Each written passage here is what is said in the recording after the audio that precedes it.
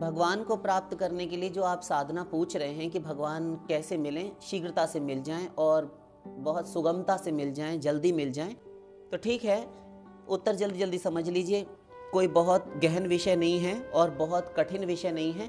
देखिए, भगवान ने अपनी प्राप्ति के लिए कोई भी कठिन कायदा, कानून, शर्तें, कोई भी नियम नहीं बनाए ऐसे सख्त, कोई भी ऐसे नियम नहीं बनाए हैं कि मैं ऐसे ऐसे मिलूँगा कि तुम्हें ये करना पड़ेगा, ये करना ही पड़ेगा, ऐसा नहीं है। भगवान इतिहास में प्रसिद्ध है, हमारे पुराण प्रसिद्ध है, शास्त्र प्रसिद्ध है कि जिस जिसको मिले हैं बड़ी सरलता से मिले हैं। और भगवान कैसे मिलते हैं? बहुत आसानी से। उनको प्राप्त करने के लिए कुछ करना धरना आपको है नहीं। बिना कुछ किए भगवत प्राप्ति हो जाए, इससे बड़ी और कौन सी कृपा होगी भगवान की, आप बताइए। तो ये तो प्रश्न ही आपका गलत है, किंतु ठीक है, लोग पूछते हैं वो ठीक है। तो चलिए समझ लीजिए। देखिए, साधना बहुत छोटी सी है, बहुत छोटी सी साधना। आपको सिर्फ इतना करना है, हर स्थान पर, हर जगह पर, जहाँ कहीं भी आप बैठें, जहाँ कहीं खड़े हों, जहाँ कहीं आए जाएं, वहाँ पर भगवान को देखिए। भगवान को देखिए, मानिए, बैठकर भगवान का प्रतिदिन ध्यान कीजिए और उनको अपनी भावना से अपने सामने खड़ा कीजिए अथवा बैठाइए। भगवान मेरे सामने विराजमान हैं, खड़े हैं अथवा बैठे हैं, इस प्रकार से उनको पहले भावना से मानिए।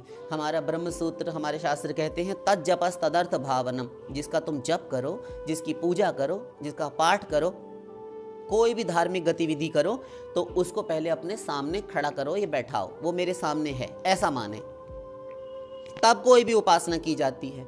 शरीर इंद्रिय से सेवा उपासना नहीं होती। आप कर किसकी सेवा रहे हैं, आपको पता तो होना चाहिए ना। हाँ, तो उनको सामने बैठाइए, खड़ा कीजिए और उनसे रोकर उनका दर्शन, उनका प्रेम, उनकी अहेतु की निष्काम सेवा मांगे। स्वयं को कभी भी अकेला ना माने। ध्यान दीजिए, एक एक पॉइंट पर हम दोबारा डिटेल नहीं करेंगे। नंबर 1, सबसे पहले भगवान को अपने सामने अपनी भावना से खड़ा करे, बैठाए अथवा आत्मकल्पना में आज्ञा चक्र पर दोनों भ्रिकुटियों के मध्य में अथवा हृदय में अथवा नाभि देश में भगवान को ध्यान करे, अथवा सामने जहां आप बैठे हैं उससे 2 या 3 हाथ की दूरी पर भगवान को खड़ा करे या बैठाए, ऐसा करे ध्यान में। नंबर 2, भगवान से फिर रोकर उनका दर्शन मांगे, उनका प्रेम, उनकी अहेतु की निष्काम सेवा मांगे। और स्वयं को, नंबर 3, स्वयं को कभी भी अकेला ना माने कि मैं अकेला हूं, मैं जो कर रहा हूं वह कोई नहीं देख रहा, कोई नहीं जानता।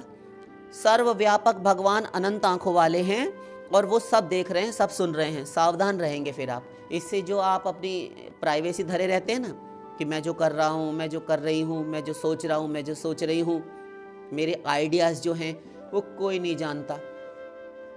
तो ये जो अपनी प्राइवेसी है ये आपकी जाती रहेगी। फिर ये गलत आदत है। जब हम प्राइवेसी रखते हैं तभी हम पाप करते हैं, तभी हमारा पतन होता है। तो इससे फायदा होगा। नंबर 4, आगे आपके अपराध नहीं होंगे इससे, और पिछले पाप जो हैं, जो पिछले अपराध हैं, पाप हैं, जो पूर्व जन्मों के संचित प्रारब्ध और क्रियमाण हैं, वे सब नष्ट हो जाएंगे। साधना भक्ति से नष्ट हो जाएंगे, क्योंकि भक्ति का नाम है क्लेशग्नि और शुभदा। सारे क्लेशों का नाश करके शुभ मंगल करती है भक्ति, इसलिए क्लेशग्नि कहा जाता है। क्लेशों का हनन कर दे जो, क्लेशों का सर्वनाश कर दे जो, वह है भक्ति क्लेशग्नि। जो आप साधना कर रहे हैं यह क्लेशग्नि भक्ति है। और कुछ ना मांगो। नंबर 5, रो कर उनको पुकारो, प्राणों की बाजी लगाकर पुकारो। आद्यागमत यदि स्त्रवत सहस्त्र निभिरूति भी, ऋग्वेद।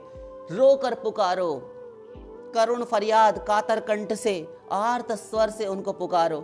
जैसा भूखा भोजन को, प्यास से प्यासा व्याकुल एक तृषित व्यक्ति जिस प्रकार जल की कामना करता है, जल की खोज में लगा रहता है, जिस प्रकार लोभी धन की संभाल करता है, जिस प्रकार भीड़ में माँ के हाथ से छूटा हुआ बालक रो कर अपनी माँ को चाहता है, बस ऐसा। जैसे घोर कामासक्त पुरुष कामी व्यक्ति स्त्री लोलुप स्त्रैण व्यक्ति जिस प्रकार स्त्रियों से प्रेम करता है, स्त्रियों की बातें उसको सुनना अच्छा लगता है, कुछ इस प्रकार का, इससे अधिक हो सके तो अति उत्तम, किंतु इतनी दशा तो आ ही जानी चाहिए कि आप व्याकुल हो जाएं भगवान को पाने के लिए। तो इस प्रकार जब कोई भी निष्काम भक्त उनको करुण पुकार करके आंसू बहाते हुए पुकारता है तो भगवान से गोलोक में फिर बैठकर रहा नहीं जाता, अत्यंत पीड़ा होने लगती है, कष्ट होने लगता है, उनका हार्ट फेल होने लगता है कि अब क्या करूं मैं, अब क्या करूं।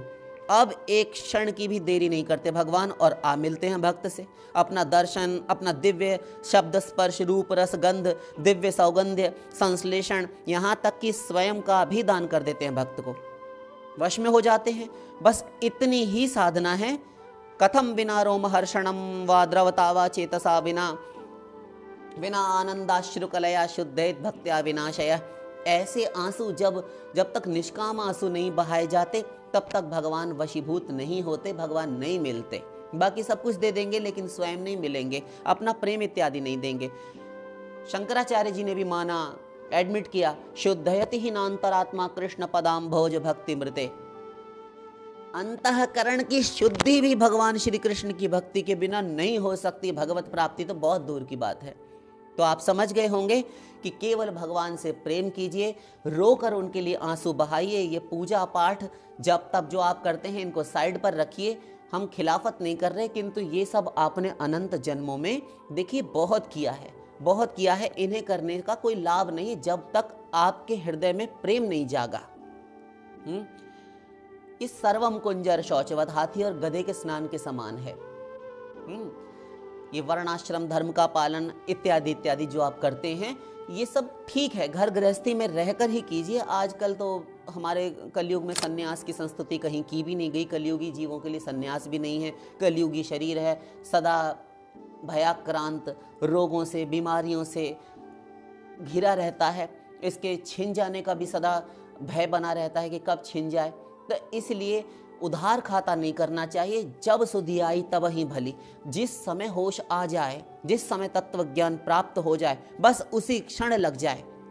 यदि तत्व ज्ञान, ध्यान दीजिए, जिस समय तत्व ज्ञान किसी गुरु, किसी संत महापुरुष के द्वारा हो गया और आपको लगता है कि वह सिद्ध है, वह गुरु है, वह भगवान का भक्त है, संत है, तो बस, और उससे आपको सही सही तत्व ज्ञान यदि मिल गया है तो उस तत्व ज्ञान को अपनी खोपड़ी में, अपने मन मस्तिष्क में धरे, घूमते ना रहें, मटर गश्ती ना करते रहें। उस तत्व ज्ञान का फल अब ये होना चाहिए कि अब हम सीधे सीधे लग जाएं साधना में, भक्ति में। और यदि नहीं किया और तत्व ज्ञान प्राप्त करके हम बैठ गए तो वह आपका प्राप्त किया हुआ तत्व ज्ञान, एक एक शब्द पर ध्यान दीजिए, आपका प्राप्त किया हुआ तत्वज्ञान आपका अहंकार बढ़ाएगा कि मैं इतना जानता हूं। वो जानना किस काम का जब उससे आप स्वयं लाभ नहीं ले पा रहे, दूसरों को सिखा रहे हैं। तो पर उपदेश कुशल बहुतेरे, जे आचरहि ते नर न घनेरे। दूसरों को उपदेश देने में बहुत कुशल दक्ष होते हैं, चतुर होते हैं लोग, किंतु जो स्वयं आचरण में लाते हैं, अमल में लाते हैं, ऐसे लोग संसार में बहुत नहीं होते। तो तत्व ज्ञान प्राप्त करने के बाद फिर साधना करो। भगवान ने, श्री कृष्ण ने उद्धव जी से यही कहा भागवत में, ज्ञान विज्ञान संपन्नो।